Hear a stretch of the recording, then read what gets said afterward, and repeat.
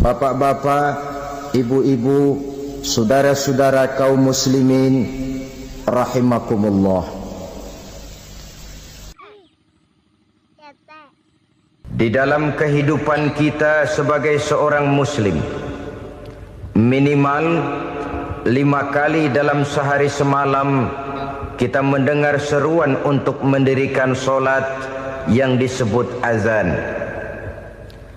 Ada kalimat menarik di dalam kalimat azan itu, yakni seruan hayya 'alal falah, marilah menuju kepada keberuntungan, marilah meraih kemenangan.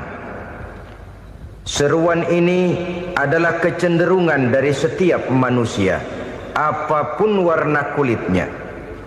Artinya, setiap orang dalam hidup selalu ingin meraih dan mencari kemenangan. Kemenangan akan melahirkan kepuasan batin, dan kepuasan batin memberikan kebahagiaan. Sedangkan kekalahan melahirkan penderitaan batin, dan penderitaan batin menjerumuskan seseorang di dalam berbagai bentuk kerugian. Jikalau inilah seruan azan, maka masalahnya ialah apa yang menyebabkan kita meraih kemenangan. Al-Quranul Karim memberikan tuntunan dan ajaran kepada kita bahwa orang-orang yang memperoleh kemenangan itu tidak lain adalah orang-orang yang bertakwa. Hanyalah mereka yang bertakwa kepada Allah Subhanahu wa ta'ala pada akhirnya akan tampil sebagai pemenang. Lalu siapa orang yang bertakwa itu? Dijelaskan dalam awal-awal Al-Baqarah, orang yang bertakwa yang akan meraih kemenangan. Pertama, allazina yu'minuna bil ghaib, yaitu orang-orang yang beriman kepada yang gaib, percaya bahwa ada alam yang gaib, alam yang abstrak, alam yang tidak bisa dijangkau oleh salah satu daripada panca indera kita. Mereka percaya dan beriman kepada adanya malaikat, beriman kepada adanya iblis dan jin, beriman kepada adanya alam kubur, beriman kepada adanya alam mahsyar, beriman kepada adanya alam akhirat, beriman kepada adanya surga dan neraka. Beriman bukan cuma sekedar beriman dalam ucapan bibir saja, tetapi beriman yang nilai iman itu mampu mewarnai gerak dan gaya hidupnya. Iman yang meresap sampai ke tulang sumsum, kemudian memberikan dampak positif di dalam kehidupan manusia. Alam, kita tahu, adalah sesuatu yang selain Allah, dan Allah bukanlah alam. Apapun namanya selain daripada Allah, itu adalah alam. Alam pada hakikatnya terbagi menjadi dua. Ada alam syahadah, alam nyata, alam konkret, alam yang bisa dijangkau oleh salah satu indera kita. Kemudian ada alam ghaib, alam yang tidak bisa dijangkau oleh panca indera kita, alam metafisika, alam abstrak, alam yang wajib kita imani keberadaannya. Kita percaya bahwa malaikat itu ada, kita percaya kepada jin, bahwa jin itu ada, kita percaya kepada adanya iblis dan setan. Bukan percaya kepada iblis dan setannya, percaya bahwa iblis dan setan itu ada. Itu termasuk salah satu daripada sifat orang yang bertakwa kepada Allah. Saudara-saudara kaum muslimin rahimakumullah, kecenderungan pembangunan yang lebih bersifat materialistis biasanya menggeser aspek kehidupan rohani. Orang berpikir empiri, dan dalam pola pikir yang demikian maka alam gaib tidak lagi mendapat perhatian. Aspek kehidupan yang bersifat rohaniah malah mulai ditinggalkan. Akibatnya terjadilah kepincangan di dalam kehidupan kita. Pernah ada satu pengalaman pribadi dalam perjalanan kembali ke tanah air. Dalam pesawat di sebelah kanan saya duduklah seorang Jerman, namanya Heiner Simonsen. Iseng saya ajak kenalan, saya ajak ngobrol, saya tanya dia. Saya bilang, Mas Heiner ini, kalau pesawat yang kita tumpangi ini jatuh ke bawah, kira-kira apa yang bakal terjadi, Mas? Dia bilang, kita semua akan mati. Begitu? Iya. Oke. Apa itu mati? Tanya saya. Dia bilang, untuk tahu apa itu mati, kita harus tahu lebih dahulu apa itu hidup. Saya pikir nih bule bisa ngomong juga. Baiklah kata saya. Apa hidup menurut Anda itu? Oh, hidup itu dia bilang, kalau seluruh anggota badan kita bekerja secara normal, paru-paru memompa darah secara normal, jantung berdetak secara normal, sel-sel tubuh bekerja secara fit, dan organisme tubuh hanya mau bekerja secara normal, dia bilang, kalau kita memberi makan yang cukup, menu yang teratur, dan gizi yang lengkap.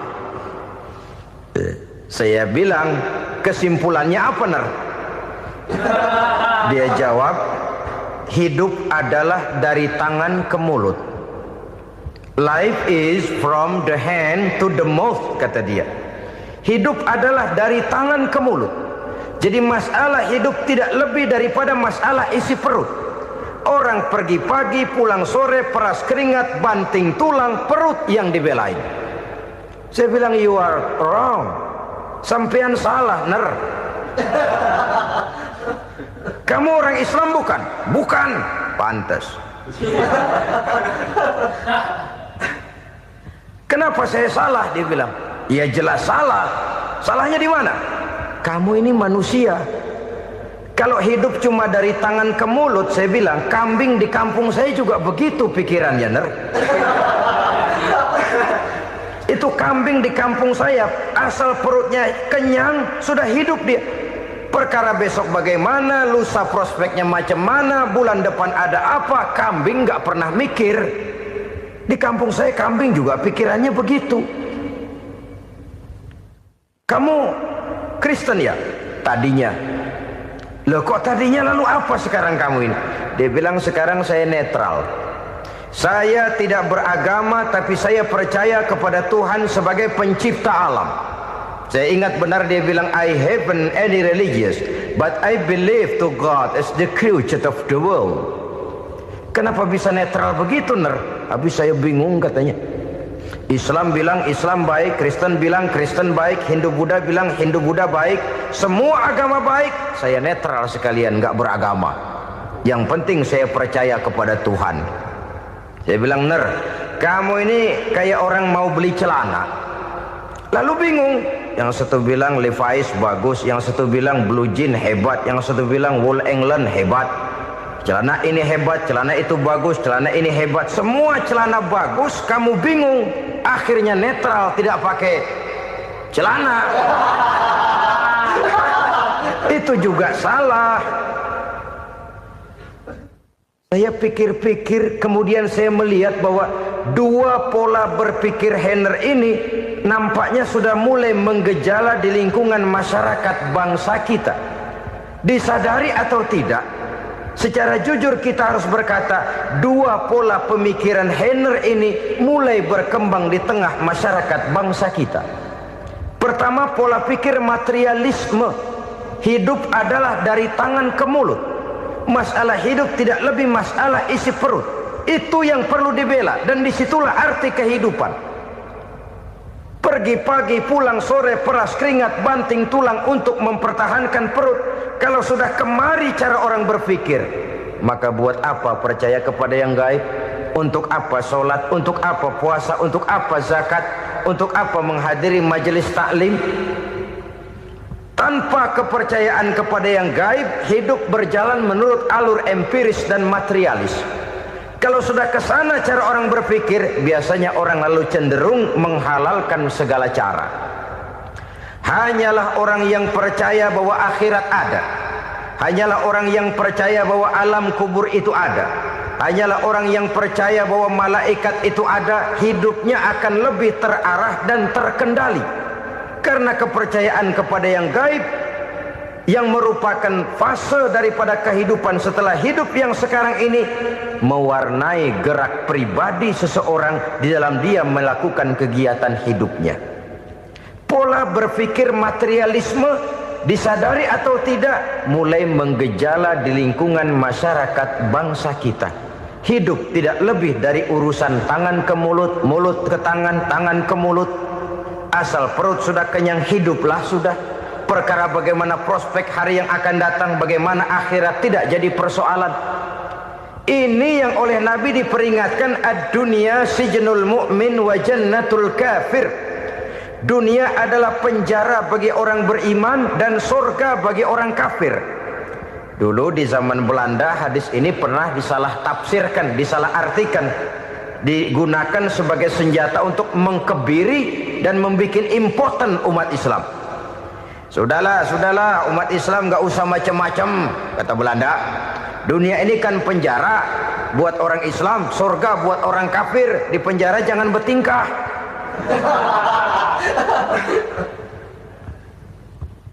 Pengertiannya tidak begitu. Dunia adalah penjara bagi orang mukmin. Artinya dalam kehidupan dunia seorang mukmin tidak bebas memperturutkan hawa nafsunya. Di penjara hawa nafsunya. Sebaliknya surga bagi orang-orang kafir. Buat orang kafir surgalah dunia ini. Mereka bebas memperturutkan hawa nafsunya, dilarang tidak terlarang, dicegah pun tidak tercegah. Mereka hidup menurut alur bisikan nafsu mereka sendiri. Kemudian bila ajal datang, maut merenggut nyawa, selesailah surganya sampai di situ. Maka bagi orang-orang yang tidak percaya kepada adanya akhirat, kepada adanya alam gaib, surganya sebatas umurnya. Sekali lagi, surganya sebatas umurnya. Bila umur selesai, ajal pun datang merenggut nyawa, selesailah sudah surganya sampai di situ. Alangkah pendeknya perjalanan orang-orang yang tidak percaya kepada alam gaib ini. Bagi kita mukmin, jikalau kita mampu memenjarakan hawa nafsu, kita bisa bahagia di dunia ini. Dan Islam memang tidak menyuruh kita sengsara di dunia. Raih dunia, kejar dunia, gapai dunia sebagai alat untuk mencapai kebahagiaan di akhirat nanti. Hidup adalah satu perjalanan panjang yang terbentang sejak kita terlahir dari alam rahim sampai kepada alam akhirat nanti. Andai kata kita gagal meraih kebahagiaan di dunia, toh kita masih punya akhirat. Tapi jangan jadi dalil yang melemahkan semangat. Biarin dah kita di dunia kebelangsak, yang penting akhirat. Akhirnya dunia benar-benar kebelangsak. Bagaimana dunia ini bisa kita raih, dan bagaimana meraih dunia untuk menunjang kepentingan akhirat nanti. Yang kedua, dari pikiran Heiner yang saya lihat menggejala di lingkungan masyarakat bangsa kita, timbulnya manusia-manusia netral. Seolah-olah Tuhan yes, agama no. Sama Tuhan percaya, agama ogah. Tuhan ngangguk, giliran agama godeng. Padahal hampir dalam setiap ayat dalam Quran, kata-kata amanu biasanya bergandeng dengan wa amilus sholihat. Iman dan amal soleh. Ini sebagai isyarat Tuhan dan agama jangan pernah dipisah-pisah. Apabila kita bertuhan, maka kita harus beragama. Apabila kita beragama, maka agama itu harus bersumberkan dari Tuhan yang kita imani itu. Tidak mungkin kita pisah, Tuhan yes, agama no. Sama Tuhan percaya tapi agama bikin sendiri. Sembayangnya cukup bengong 2 jam madep ngulon.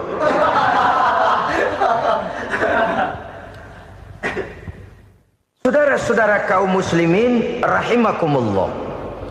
Jadi dengan demikian, agama yang kita akui merupakan unsur mutlak di dalam pembangunan sekarang ini, merupakan bagian dari kehidupan yang menuntun kita bahwa di balik alam nyata ini, di balik alam syahadah ini ada alam gaib.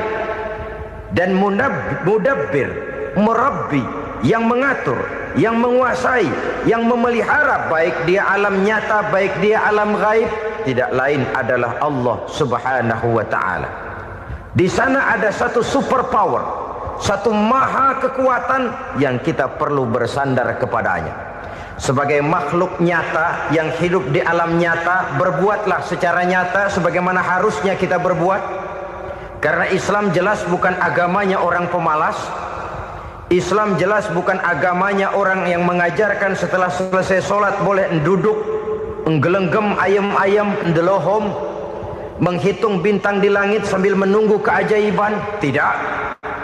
Islam adalah agama yang mengajarkan apabila sholat sudah selesai kamu kerjakan, bertebaranlah di permukaan bumi, cari karunia Tuhanmu. Jangan hidup berpangku tangan menunggu keajaiban. Karena hidup bukan undian. Jangan berharap untung besar tanpa mau peras keringat. Tapi di sebalik itu toh kita juga harus yakin bahwa di sisi usaha nyata yang kita lakukan ada satu super power, satu maha kekuatan gaib yang menentukan berhasil dan tidaknya usaha kita. Kepercayaan kepada hal semacam inilah yang mendorong kita untuk mempunyai sandaran vertikal, agar jikalau usaha ini berhasil, kita tidak lupa diri dan lupa daratan. Jikalau usaha ini gagal, kita tidak putus asa dan buruk sangka, tidak cupik pandangan dan sempit hati, tapi mampu melihat persoalan dengan kacamata putih sambil husnuzon kepada Allah Subhanahu wa ta'ala. Kita percaya malaikat itu ada. Ada yang namanya Raqib dan Atid, mengawasi gerak hidup kita sampai kepada gerak hati kita. Ini memberikan sugesti agar kita berhati-hati, tidak sejengkal tanah pun kita bisa berlindung dari pengawasan Raqib dan Atid. Ada Munkar Nakir yang akan menyoal kita di alam kubur. Ada malaikat Malik, penjaga neraka. Ada malaikat Ridwan yang menjaga surga. Kita percaya kepada adanya jin, kita percaya kepada adanya setan, iblis. Percaya kepada adanya, bukan mempercayai si setan, si iblis lalu menjadikannya sebagai teman. Tidak. Percaya bahwa mereka itu ada dan merupakan makhluk Allah yang gaib yang diciptakan Allah Azza wa Jalla. Kepercayaan kepada alam gaib memberikan motivasi terhadap gerak lahir manusia, sehingga dengan motivasi kepercayaan kepada yang gaib, gerak lahir jadi lebih terarah, jadi lebih terpelihara. Pernah seseorang bertanya, "Pak, apakah adanya akhirat bisa dibuktikan secara ilmiah?" Saya bilang tidak bisa, tidak bisa. Kenapa? Karena yang berangkat nggak pernah pulang kemari lagi. Kalau dia pulang kemari bisa kita tanya bagaimana enak di sono. Cuma secara moral saya katakan, lebih beruntung orang yang percaya kepada akhirat daripada yang tidak. Sekarang saudara percaya akhirat ada, lalu saudara baik-baik di dunia, sholat, puasa, zakat, menolong orang lain, menebarkan kebajikan. Saudara mati, andai kata akhirat tidak ada, toh dalam hidup saudara sudah berbuat baik. Paling tidak nama saudara akan dikenang sebagai orang baik. Sebaliknya, saudara percaya, kata saya, bahwa akhirat tidak ada, lalu hidup semau-maunya, tenggelam dalam maksiat dan munkarat, menentang Allah, tidak mau ruku dan sujud. Lalu saudara mati, kemudian akhirat ada. Ayo, mau apa? Bekal tidak punya. Jadi secara moral lebih beruntung orang yang percaya kepada adanya akhirat daripada yang tidak percaya. Dan itu alam gaib yang tidak bisa dibuktikan secara eksat. Jangankan untuk membuktikan seperti itu, dalam kehidupan sehari-hari saja yang kita rasakan tidak selalu berbentuk toh. Angin, bagaimana sih bentuknya angin? Kita tidak tahu. Merah, buktinya kalau dikerok merah. Yang merah itu kulit, yang kulit kita bukan anginnya. Sakit, rasa sakit itu ada, tapi bagaimana bentuk sakit kita nggak pernah tahu. Kalau kita makan cabai pedas, bagaimana bentuk pedas itu tidak ada, tapi rasa ada. Bentuk pedas hijau, cabenya bukan pedasnya. Tidak semua yang kita rasakan bisa kita gambarkan dalam bentuk yang konkret. Oleh karena itu, sekali lagi bahwa kepercayaan kepada alam yang gaib mampu memberikan satu sugesti yang menata kehidupan seseorang lebih lurus, lebih terarah, dan lebih terkendali. Maka wajar kalau kepercayaan kepada yang gaib mengantarkan seseorang untuk meraih kemenangan. Kenapa? Dia percaya kepada yang gaib, bahwa akhirat ada, bahwa alam kubur ada, bahwa pertanggungan jawab itu ada. Maka dia lalu tidak hidup saenae udele dewe, itu loh. Tidak hidup menurut seleranya sendiri, terarah, teratur. Ini cirinya yang pertama. Orang bertakwa yang akan meraih kemenangan, mereka beriman, mereka percaya kepada yang gaib. Bahkan hal-hal konkret saja selalu berangkat dari yang gaib. Saudara-saudara, para remaja, para pemuda sekarang ini tidak pernah tahu toh siapa yang akan jadi teman hidup saudara. Kita bisa saja ngerancang, mentargetkan, tapi toh akhirnya yang namanya jodoh bukan kekuasaan kita. Rezeki di luar kemampuan kita. Begitu juga ajal, maut, jodoh, ajal adalah contoh-contoh konkret bahwa pada akhirnya yang gaiblah yang menentukan. Bertahun-tahun ngelancong, emang jodoh seret nggak jadi.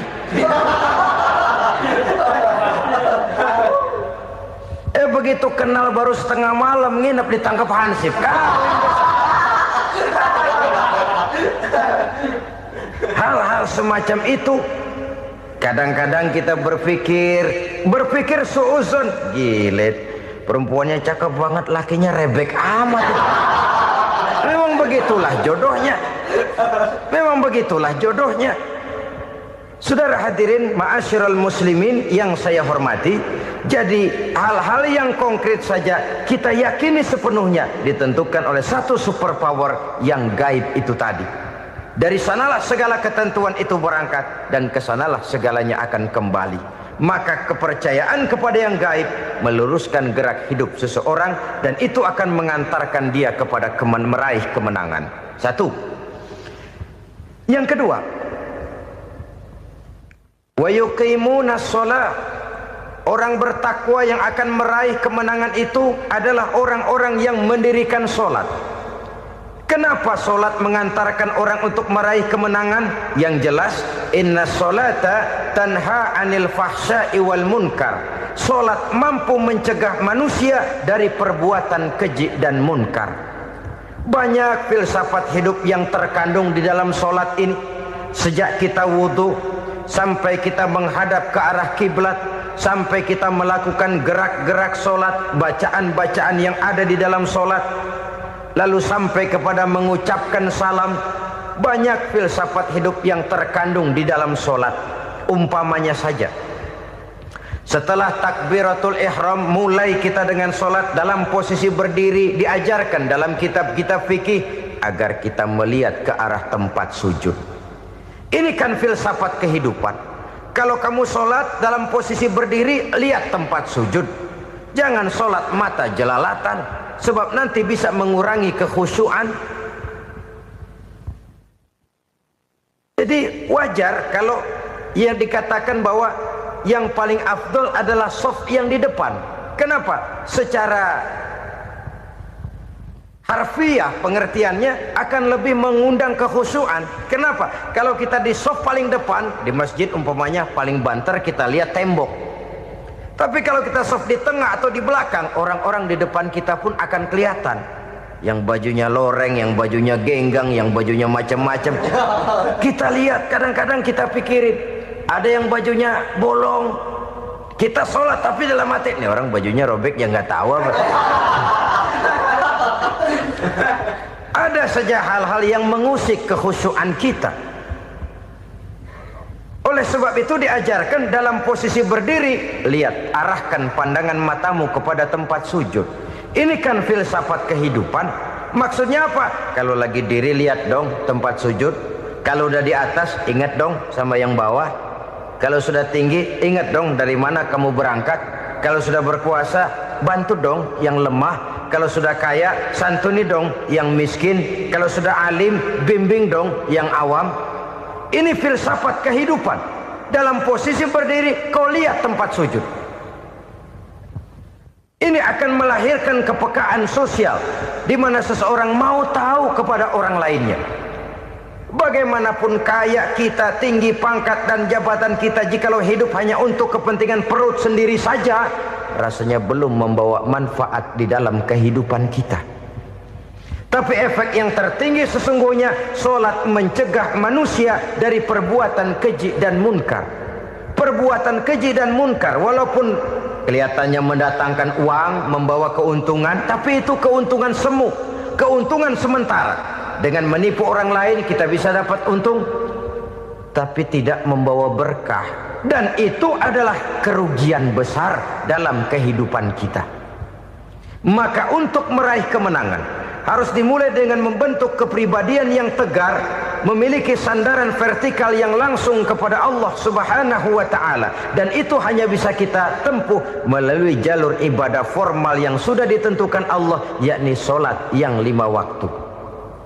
Untuk memperkuat itu ada solat-solat sunnah, rawatib, nawafil sebagai terminal kontrol cadangan untuk memelihara stabilitas temperatur batin di dalam kita berhubungan dengan zat yang maha gaib, yaitu Allah Subhanahu wa ta'ala.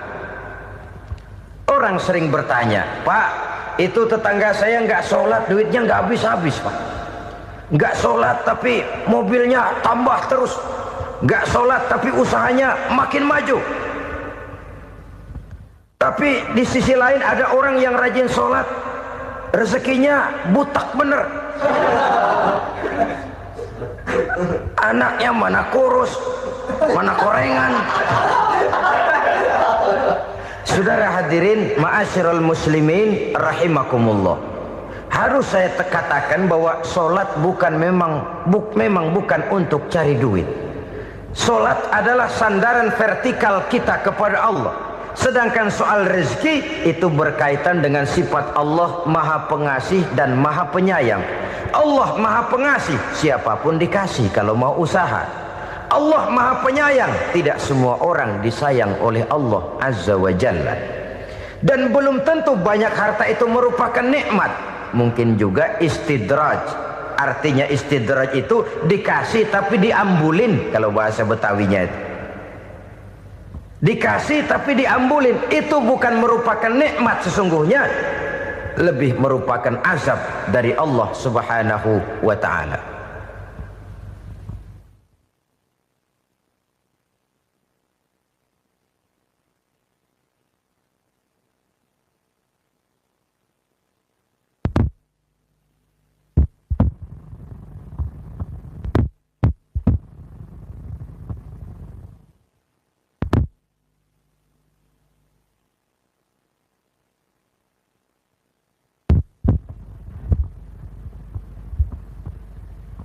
Agama mempunyai sistem solat, dan kita umat Islam telah dituntun oleh Allah Subhanahu wa ta'ala yang wajibnya 5 kali dalam sehari semalam mendirikan solat, dan itu tentu berada dalam jangkauan kemampuan manusia.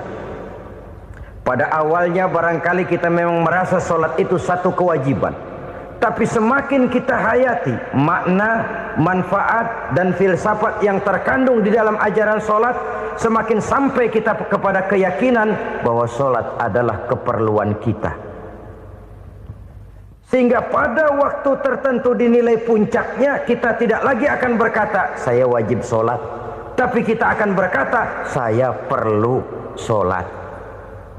Kalau kita sudah merasakan itu adalah keperluan kita, nah di sanalah kita baru akan merasakan ruginya kalau hal itu tidak kita laksanakan. Sepanjang kita masih berkata saya wajib sholat, kita akan lebih merasakan dia sebagai beban ketimbang sebagai keperluan. Yang jelas Allah tidak memerlukan ibadah yang kita laksanakan ini. Dengan kata lain, andai kata satu dunia penuh ini orang tidak ada yang sholat satu pun, Allah tidak akan turun dari jabatan Tuhan. Jangan lalu berpikir kalau kita ngambek se-RW kagak sembahyang Tuhan tekor kali ini ya. Tentu tidak. Itu perlunya kita, bukan perlunya Allah. Dan pada induknya kita akan berkata, saya perlu agama. Kalau secara induk kita sudah memerlukan agama, maka konsep-konsep yang ada di dalam ajaran agama itu pun adalah juga merupakan keperluan kita. Baik dia bernama sholat, baik dia bernama puasa, baik dia bernama zakat, baik dia bernama haji, seluruhnya adalah keperluan kita. Dan sesuatu yang kita perlukan apabila tidak kita laksanakan akan melahirkan kerugian di dalam kehidupan. Jangan heran kalau kita membaca riwayat perjalanan hidup para salafus soleh, orang-orang soleh. Ada yang tahajud sampai 100 rakaat, ada yang sholat malam kakinya sampai bengkak. Kita sekalinya bengkak biri-biri. Ada yang sholat membaca surah dalam Al-Quran sampai khotam Quran. Kok mau? Mereka sudah merasakan itu keperluan. Itu saja soalnya. Satu saat pun jikalau kita merasa bahwa itu keperluan saya, kita pun akan melaksanakan seperti itu. Keperluan saya dalam kehidupan. Inilah yang kedua. Yang ketiga, orang bertakwa yang akan meraih kemenangan itu, wa mimma razaqnahum yunfikun. Mereka membelanjakan sebagian daripada rezeki yang diberikan Allah kepada mereka. Mereka infakkan di jalan Allah. Ada satu dialog menarik. Satu hari seorang anak muda bertemu dengan seorang kakek-kakek yang sudah dikenalnya baik. Bertanyalah anak muda ini, "Kek, umur kakek berapa tahun?" 15 tahun, kata si kakek. Anak kakek berapa orang? 1. Harta kakek berapa banyak? 15 juta. Si anak muda ini bengong. Lalu protes, "Kok kakek bohongin saya?" "Kenapa?" "Saya tahu umur kakek 70 tahun. Kenapa ngaku 15?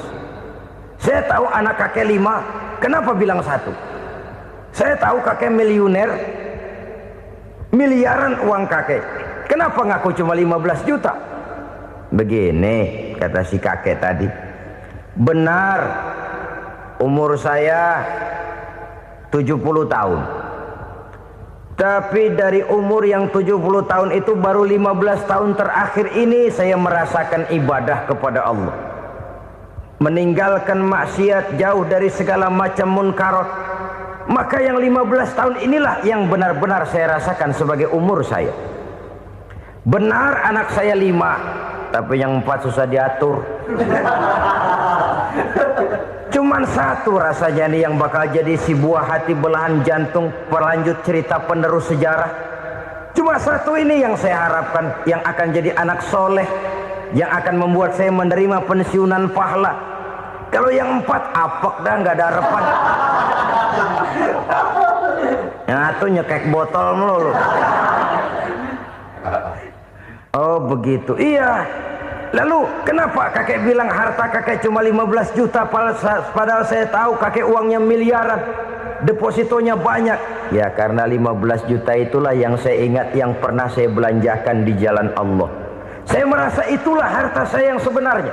Yang miliaran yang saya simpan di bank kelak, kalau saya satu saat saya mati, akan jadi rebutan di antara anak-anak saya.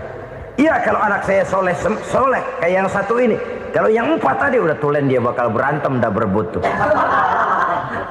Jadi 15 juta yang saya belanjakan di jalan Allah inilah yang saya merasakan benar-benar harta saya yang sesungguhnya. Dialog ini patut menjadi bahan renungan kita bersama. Diberikan kita umur 40, 50, 60, 70, 80. Berapa tahun dari umur yang diberikan itu yang jalan mulus, yang kita gunakan untuk melaksanakan ibadah? Banyak harta kita simpan di bank, di lemari, di dompet, di tas. Tapi berapa yang sudah kita depositokan di jalan Allah yang akan menemani kita di hari kita kembali nanti? Maka orang bertakwa yang akan meraih kemenangan, wa mimma razaqnahum yunfikun, mereka membelanjakan sebagian dari rezeki yang diberikan Allah di jalan Allah Subhanahu wa ta'ala. Ma'asyiral muslimin rahimakumullah. Zahirnya memang kita memberikan kepada orang lain, tapi hakikatnya kita menyimpan untuk diri kita sendiri. Kita memberikan kepada yatim piatu 25.000. Zahirnya kita memberikan si yatim, hakikatnya kan kita cuma nyimpan. Saya berikan, titip kepadamu, ini untuk saya di akhirat. Kau boleh belikan baju, kau boleh belikan untukmu makan, kau boleh bayarkan sekolahmu. Ini untuk saya. Hakikatnya kita nyumbang masjid 1 juta, zahirnya kita berikan kepada panitia masjid, tapi hakikatnya kan cuma titip 1 juta ya, untuk saya di alam kubur nanti. Silahkan kau boleh belikan semen, ini uang, belikan besi, belikan pasir. Saya cuma sekedar titip untuk kepentingan saya. Hakikatnya kita cuma sekedar menitip. Sebagaimanapun pada hakikatnya, apapun yang kita miliki dalam kehidupan kan cuma sekedar hak guna pakai, bukan hak milik mutlak. Harta kita, rumah kita, kendaraan kita, kebun kita, pabrik kita, hak guna pakai saja. Hak milik mutlak cuma untuk Allah Subhanahu wa ta'ala. Saudara-saudara kaum muslimin rahimakumullah. Ini yang ketiga. Kemudian yang keempat, orang-orang bertakwa yang akan meraih kemenangan, allazina yu'minuna bima unzila ilaika. Mereka yang beriman, mereka yang percaya kepada apa yang telah diturunkan kepadamu Muhammad, ay Al-Quran, yakni Al-Quranul Karim. Setelah percaya kepada yang gaib, mendirikan solat, kemudian menginfakkan sebagian dari rezeki yang diberikan Allah, mereka juga lalu percaya kepada yang diturunkan terhadap Nabi, yaitu tidak lain Al-Quranul Karim. Sekali lagi di sini, percaya bukan hanya sekedar percaya saja, tetapi percaya lalu menjadikan Al-Quran itu sebagai pedoman hidup. Sebab memang Al-Quran itu adalah GBHM, garis-garis besar haluan muslim. Apa yang harus kita lakukan, apa yang harus tidak kita lakukan, bagaimana mestinya kita bertingkah laku dan berbuat, seluruhnya tercantum di dalam Al-Quranul Karim. Itu sebabnya ketika satu hari Aisyah ditanya bagaimana akhlak Rasul, beliau menjawab, kana Rasulullah sallallahu alaihi wasallam khuluquhul Quran. Akhlak daripada Rasulullah tidak lain adalah Al-Quran. Jawaban simpel ini memberikan gambaran bahwa keseluruhan daripada konsepsi Quran sudah diterjemahkan dalam kehidupan Rasulullah sallallahu alaihi wasallam. Karena kita tahu akhlak adalah keseluruhan dari gerak hidup manusia. Sejak ia berpribadi, berumah tangga, bertetangga, bermasyarakat, sampai kepada berbangsa dan bernegara, Al-Quran tetap memberikan sentuhan nilainya. Oleh karenanya, orang-orang yang bertakwa adalah orang-orang yang menjadikan Al-Quran sebagai pedoman dalam kehidupannya. Dan kita yakini Al-Quran diturunkan kepada Nabi Muhammad bukan merupakan produk Nabi Muhammad. Isi dan redaksinya langsung dari Allah Subhanahu wa ta'ala. Kemudian cirinya yang kelima, orang bertakwa yang akan meraih kemenangan itu, wa ma unzila min qablika.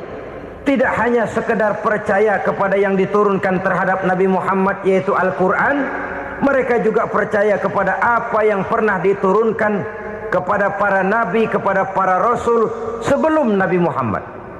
Percaya kepada adanya suhuf, percaya kepada adanya Taurat, percaya kepada adanya Injil, percaya bahwa Allah dahulunya sudah menurunkan Taurat kepada Musa, percaya bahwa Allah sudah menurunkan Injil kepada Isa, percaya Injil ada, Taurat ada, diturunkan Allah untuk Isa dan Musa, tetapi tidak wajib mengamalkannya karena kita sudah diberikan Al-Quranul Karim. Ini yang perlu saya garis bawahi. Kita percaya Allah telah menurunkan Injil dahulu kepada Isa. Kita percaya bahwa Allah telah menurunkan Taurat dahulunya kepada Nabi Musa. Kadang-kadang ini dijadikan dalih, dikacaukan pengertiannya. Quran saja mengajarkan bahwa orang yang bertakwa harus percaya kepada Injil, maka pakailah Injil. Apalagi kalau ayat sebelumnya ditilap, dihapus, dihilangkan, Injilnya yang ditekankan, maka akan terjadilah penekanan yang salah arah. Karena salah arah akhirnya bisa merusak dan menghancurkan akidah. Ketika Rasul suatu saat pernah ditanya orang, "Ya Rasul, bagaimana sikap kita sebagai muslim terhadap Injil yang ada sekarang?" Beliau menjawab, "La tukadzibuhu jami'an wa la tusaddiquhu jami'an." Jangan didustakan seluruhnya, jangan juga dibenarkan semuanya. Artinya, ini sudah merupakan gambaran dari Rasul bahwa dalam Injil yang ada sekarang masih ada ajaran-ajaran tauhid yang dibawa oleh Nabi Isa dan diajarkan kepada umatnya. Tapi juga dalam Injil yang sekarang ini sudah terkena intervensi dan investasi manusiawi. Karena itu Rasul menyimpulkan, la tukadzibuhu jami'an wa la tusaddiquhu jami'an. Jangan didustakan semua, jangan dibenarkan seluruhnya. Kita memang percaya Allah telah menurunkan Injil kepada Nabi Isa dulu, tapi kita tidak wajib mengamalkan Injil. Kita percaya Allah telah menurunkan Taurat kepada Nabi Musa, tapi kita tidak wajib mengamalkan kitab ajaran Taurat. Yang wajib kita percayai dan kita amalkan hanyalah Al-Quranul Karim. Kenapa? Oleh karena baik yang ada di dalam Taurat, baik yang ada di dalam Injil, tentu tercakup di dalam Al-Quran sebagai kitab terakhir yang diturunkan oleh Allah Subhanahu wa Ta'ala. Dan itu wajar. Kalau seorang pejabat mau mengeluarkan satu keputusan baru, tentu dia harus meninjau keputusan-keputusan lama. Andai kata dianggap tidak berlaku, dianggap tidak relevan lagi, maka keputusan-keputusan lama itu tentu sudah dianggap tidak berlaku. Sebagian daripada aturan-aturan dalam keputusan lama yang masih dianggap relevan tercantum dalam keputusan baru yang wajib diamalkan. Begitulah hubungannya antara Al-Quran, Taurat, Zabur, dan Injil. 4 kitab samawi yang diturunkan Allah masing-masing kepada Zabur untuk Nabi Daud, Taurat untuk Nabi Musa, dan Injil untuk Nabi Isa alaihi wassalatu wassalam. Ketiga-tiga kitab itu kita percayai adanya. Kita yakini Allah telah menurunkan Zabur, Taurat, dan Injil. Tapi kita tidak wajib mengamalkannya. Yang wajib kita mengamalkannya sekarang ini tidak lain hanyalah Al-Quranul Karim saja. Karena ia mencakup apa yang ada di dalam Zabur, apa yang ada di dalam Taurat, dan apa yang ada di dalam Injil. Keotentikannya bisa dipertanggungjawabkan. Ya, tapi kan Nabi Muhammad sudah mati 14 abad yang lalu, dan di zaman beliau Al-Quran kan belum dikodifikasikan, belum ditulis. Bagaimana keotentikannya bisa dipertanggungjawabkan? Mudah saja. Allah berjanji, inna nahnu nazzalna zikra wa inna lahu lahafizun. Kami yang menurunkan Al-Quran dan kami yang akan menjaga dan memeliharanya. Allah turunkan Quran, Allah menjaganya. Bagaimana cara Allah menjaga Al-Quran itu? Banyaknya orang-orang yang hafaz Al-Quran. Hafaz Al-Quran 30 juz, 114 surah, 6.666 ayat. Sehingga jangankan satu kata Jangankan satu ayat, satu kalimat saja berubah sudah akan timbul reaksi dan mudah dimengerti. Kenapa? Banyak orang-orang yang hafaz Al-Quran. Sedangkan pada setiap akhir tahun biasanya malaikat Jibril selalu mengadakan checking terhadap ayat-ayat yang diturunkan pada waktu itu. Di zaman Nabi sendiri sudah ada usaha kodifikasi. Dan yang lebih luar biasa lagi, sampai hari ini tidak seorang pun mampu membuat satu ayat saja semacam Al-Quran. Ke bahasa manapun dia diterjemahkan, naskah aslinya tetap ikut. Rujukan dasarnya tetap ada. Berdasarkan itu, maka tidak mungkin terjadi penyelewengan terhadap atau pemalsuan terhadap ayat-ayat